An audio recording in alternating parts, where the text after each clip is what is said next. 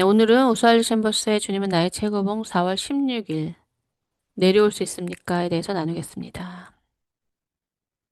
너희에게 아직 빛이 있을 동안에 빛을 믿으라. 우리의 삶에는 최상의 상태를 느끼는 순간들이 있습니다.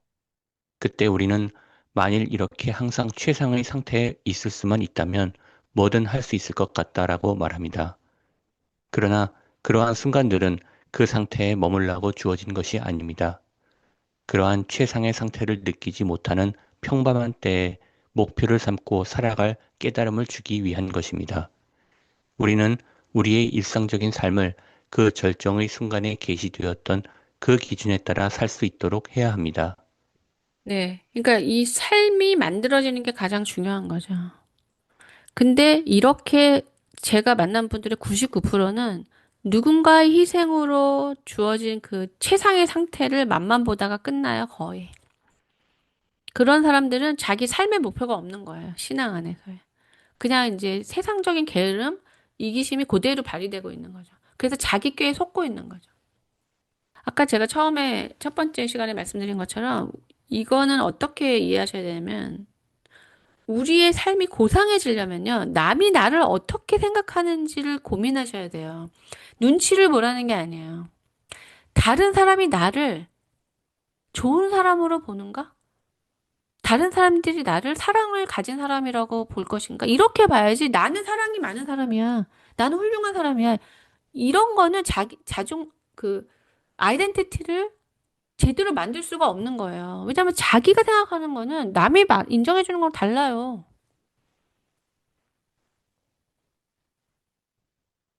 그러니까 가장 신앙인의 저 같은 경우는 하나님이 제일 중요하죠. 저는 하나님이 저를 어떻게 생각하시는 것을 항상 생각하고 살아요. 하나님이 나를 믿고 사용하실 수 있는 사람이 되고 싶다. 그분을 배신하지 않는 사람이 되고 싶다. 이런 게 제 어릴 때부터의 목표였어요. 왜냐면 사람은 수시로 배신하고 사람은 믿을 수가 없어요. 저는 어릴 때부터 그걸 깨달았어요. 그래서 하나님 앞에 간 거예요. 그분은 신실하시고 그분은 사랑이시고 변하지 않으시니까 또 그분의 뜻은 선하니까 나는 하나님이 보실 때 마음에 드는 사람이 되고 싶다. 이런 게 진짜 정체성이에요.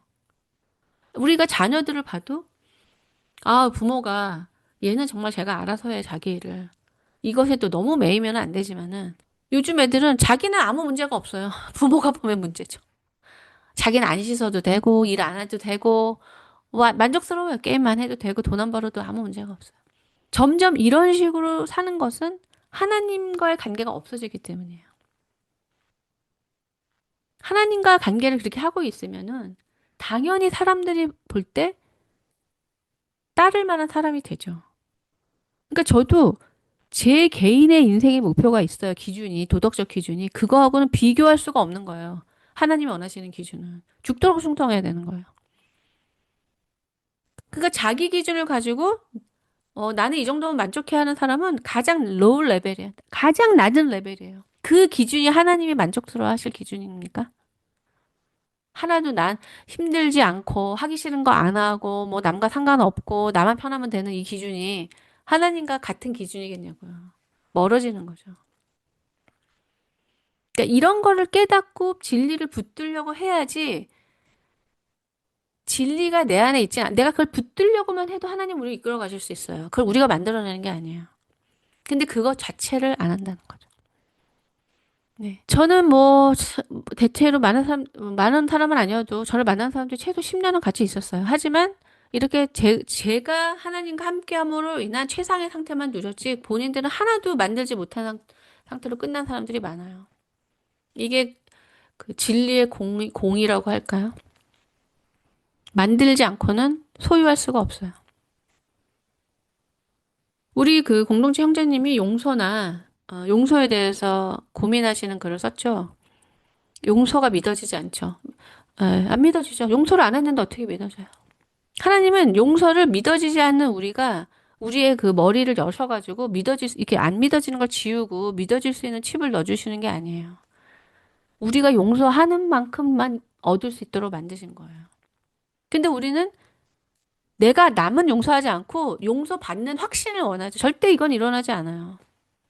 뭐, 뭐, 용서 안 하시려면 상관 마세요라는 사람은, 뭐 저는 뭐, 저도 상관없어요. 이런 사람은 상관없지만, 그런 사람은 뭐 더 노력을 안 하겠지만, 저처럼 하나님과의 관계가 중요한 사람은 열심히 하겠죠? 용서를.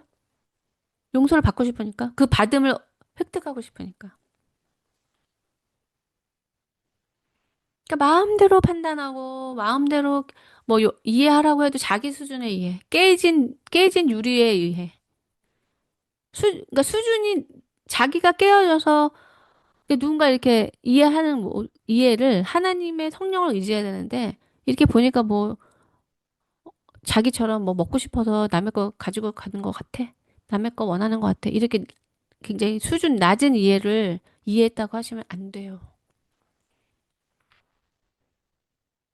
굉장히 이런 거구나. 얘 이런 거야. 이거는 다 이해 아니에요. 이해는 내 생각을 넘어서야지 이해예요. 그러니까 성령의 도움이 필요하죠. 그냥 깨어지고 결핍된 내 생각 가운데서 빨간색 안경 쓰면서 보면 다 빨간색이죠. 그러니까 이해를 하려면은 그 빨간 안경을 벗어야 되는 거예요. 이건 세상에서도 말하는 거죠. 그러니까 굉장히 분투해야 되는 일이죠. 근데 그 상대방을 이해하려고 노력하는 거지만 그게 내가 확장되는 길이라는 거예요.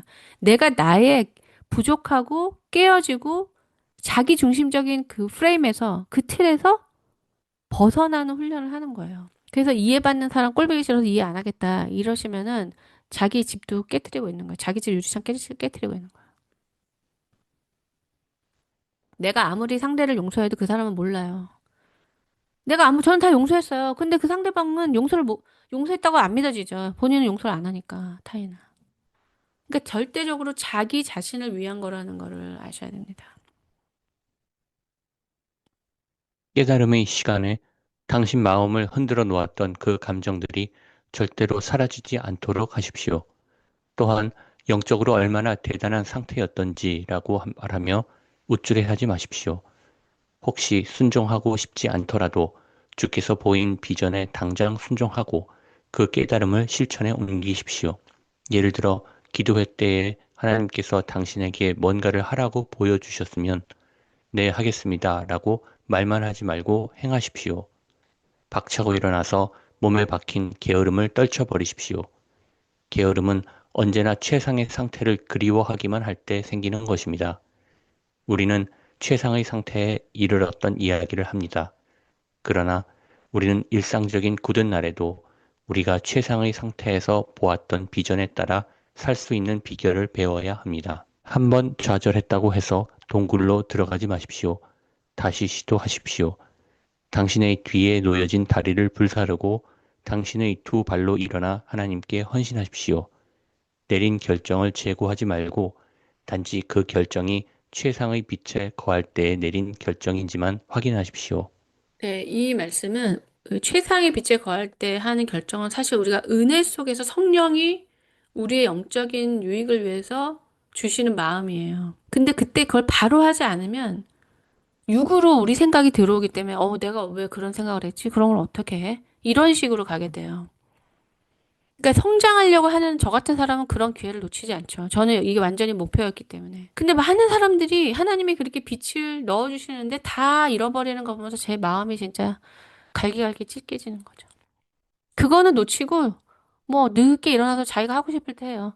하나님이 주신 빛으로 우리가 이렇게 일으켜줘야지만 영적으로 나아갈 수 있는 거예요. 내가 하고 싶을 때 내가 원하는 방법으로 되는 게 아니에요. 그러니까 주도권 우리는 하나님 앞에 애 같아야 돼요. 그분께 달려 있어요. 그분이 시작하실 때 우리가 움직여야 된다는 거죠. 그러니까 이 말씀은 그래요. 그러니까 성령께서 우리한테 우리의 유익을 위해서 뜻을 주시는데 그것을 바로 붙들고 영적으로 막 뛰어서 달려가지 않으면은 이게 현실감이 오면은 이게 어머 이런 걸 어떻게 해내? 이런 식으로 가게 되거든요. 근데 이렇게 뒤처지지 않는 사람은 저처럼 굉장히 갈망이 있는 사람이죠. 나아가려는. 그러니까 이걸 뭐 억지로 갈 수 있는 게 아니에요. 하지만 나아가지 않으면 그냥 육이 되는 거예요. 육이 되면 동물이 되는 거예요. 성 목사님이 은사를 받으셔서 사람이 동물과 사람으로 보였다고 하시는 내용을 말씀하시더라고요, 설교에. 어떤 은사가 와서, 얘는 동물이네? 얘는 사람이네? 얼마나 무섭겠어요. 지금 어떤 예전에도 다른 어떤 분이 이런 은사를 받았다가 너무 힘들어서 달라고 기도하셨다는데 송 목사님도 똑같이 너무 힘들어서 이거를 좀 걷어가 주시라고. 그러니까 영적으로는 하나님이 동물인지 사람인지 보이는 거예요. 그러니까 아까 말씀드렸듯이 신앙은 영적으로 생명이 있을수록 우리는 영원한 것, 위대한 것, 가치적인 것, 하나님의 뜻에 대한 마음이 불타기 시작돼요. 조금씩 조금씩 이게 갈망으로 짚혀져요. 하나님이 도와주시기도 하죠. 근데 우리가 나 자신을 방치하고 불순종하고 내버려둘수록 우리는 동물적이 돼요. 본능적이 되고 정욕적이 되고 감각적이 돼요. 예, 만약에 우리가 지금 만약에 보수 우파라고 하면은 지금 현재 대통령이 교인이라고 말씀하셔서 그 사람을 저 사람도 저분도 뭐 교회 다닌대 하면서 그분을 좋게 얘기하면 우리는 얘기하기가 힘들어요. 근데 영적이지 않게 되면은 이런 일관성이 없어져요. 신앙적이지 않은 얘기, 신앙적이지 않은 사람을 칭찬해요. 그 분별이 없어서 그런 거죠. 그러면 분별이 안 된다는 건 그 사람이 성령 안에 있지 않은 거죠. 성령 안에 있으면 능력이나 재주로 사람을 좋아할 수가 없게 돼요. 도덕적인 상태, 그 사람의 하나님을 반대하느냐, 위하느냐, 거룩하냐, 거룩하지 않느냐, 이런 걸로 사람을 평가하게 되고 성령이 계시기 때문에 그렇지 않은 사람들이 반대편으로 느껴지는 거죠. 그리고 부담스럽죠. 깨끗한 사람이 더러운 사람하고 있는 게 편할 수가 없잖아요. 그러니까 그런 얘기를 막 하는 거예요. 그냥 말이 안 되는 말. 자기가 보수 우파라고 하면서 그 민주당 사람들을 막 칭찬한다고 생각해 보세요. 이런 사람들 다 뭐 교회 다닌 사람이고. 그러면 이 사람의 사상을 의심하게 되죠. 이런 불일치가 일어나는 것도 모르는 거예요. 둔감해져서.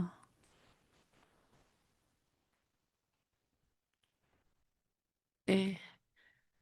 우리가 들었던 많은 유명한 사람들의 간증을 보시면 다 한때 주님과 누렸던 한때 뜨거웠던 그거를 나누고 있고 오늘의 양식을 만드는 사람은 거의 없더라고요.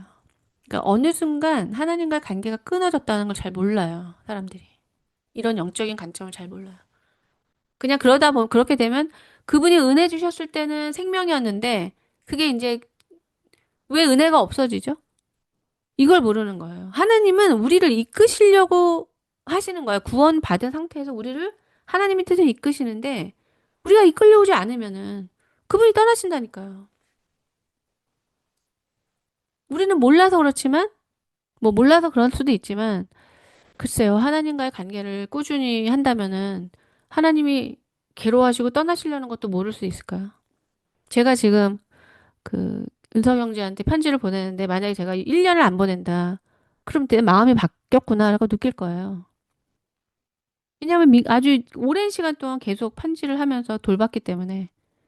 그러니까 우리가 하나님에 대해서 그렇게 무뎌졌다는 거는 이미 마음이 하나님이 아닌 것에 마음이 내어져 있기 때문에 동감해지는 겁니다. 네, 이상으로 오스왈드 챔버스의 주님은 나의 최고봉 묵상을 마치겠습니다.